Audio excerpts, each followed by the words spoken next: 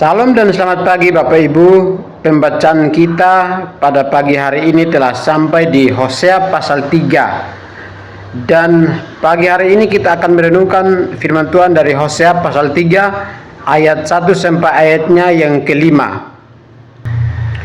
Kalau kita membaca ayatnya yang pertama, maka kita akan mendapati bahwa bangsa Israel itu adalah bangsa yang Tuhan pilih menjadi umatnya, dan Tuhan menjadi Allah bagi Israel. Tetapi sekalipun mereka sudah dipilih oleh Tuhan menjadi umatnya, namun mereka membuktikan diri menjadi bangsa yang tidak setia, membuktikan diri menjadi bangsa yang tegar tengkuk, bangsa yang keras kepala, bangsa yang nakal. Mengapa demikian? Karena waktu mereka jatuh ke dalam penyembahan berhala atau jatuh ke dalam dosa persinahan secara rohani dengan menyembah kepada berhala-berhala itu, Tuhan memanggil mereka dan mereka sadar, lalu mereka kembali kepada Tuhan. Tetapi mereka kembali lagi.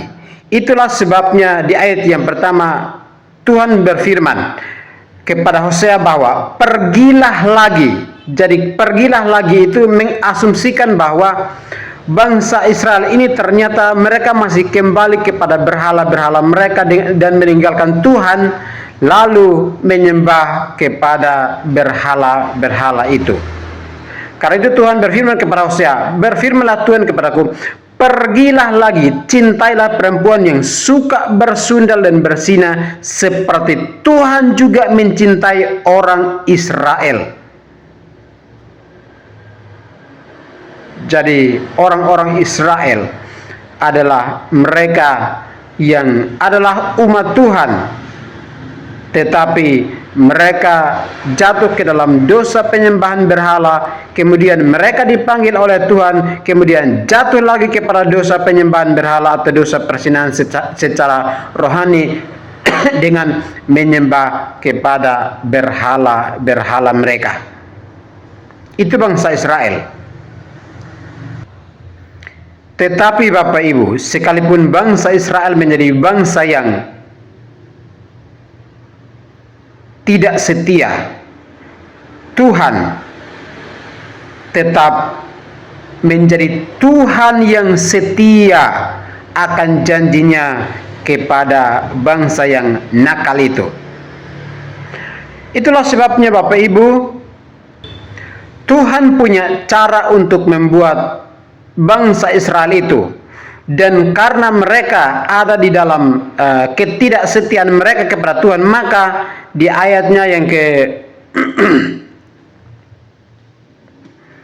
keempat dikatakan bahwa sebab lama orang Israel akan diam dengan tidak ada raja, tiada pemimpin, tiada korban, tiada tugu berhala, dan tiada efod dan terafim. Nah, ternyata berhala-berhala mereka itu, Tuhan membuat berhala-berhala itu menjadi bisu dan mereka tidak bisa mengandalkannya lagi.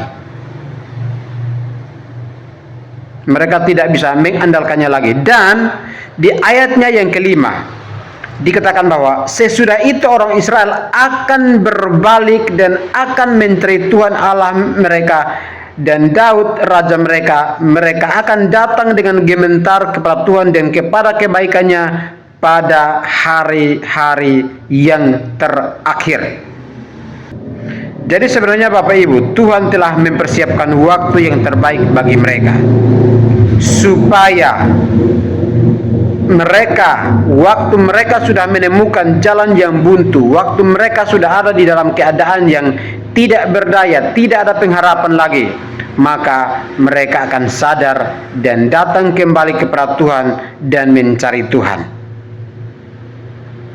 Betapa besarnya kesetiaan Tuhan bagi bangsa Israel. Jatuh bangun, jatuh bangun, jatuh bangun. Tuhan tetap setia akan janjinya, menantikan mereka sebagai umat yang dipilih dan disayang oleh Tuhan. Bapak Ibu, berapa banyak di antara kita perlu mengevaluasi diri. Berapa banyak kita tidak setia kepada Tuhan.